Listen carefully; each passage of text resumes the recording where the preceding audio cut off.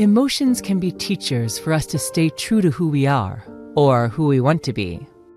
Think for a moment about the last time you felt shame.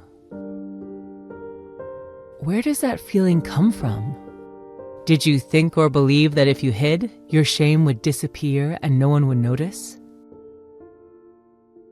Wherever your shame comes from, I see a common thread associated with feeling shame. That gnawing feeling that you ignored the sound inner direction your intuition offered. Maybe you did something and immediately knew that you could have done it differently. Did you recognize that feeling as shame? I think it's more present in my library of emotions than I'd care to admit. What makes us so averse to feeling shame and naming it?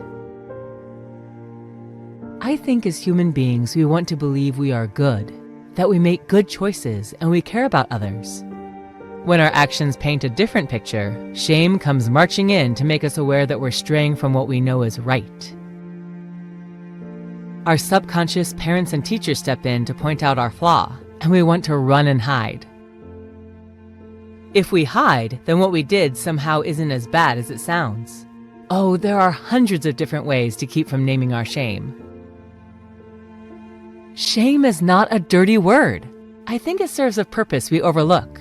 When we understand we feel shame, an abundance of new possibilities opens up for us. What if shame is teaching us to make different choices? If we stop and listen to shame, perhaps we can harness the choices that hold true to our belief that we are good and we care about others.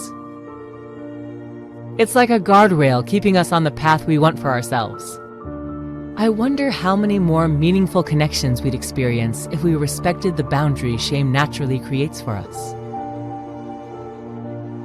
Go ahead, give yourself permission to recognize when you're feeling shame. It doesn't mean you're a bad person. It means we can ground ourselves in the confines of self-respect and respect for others.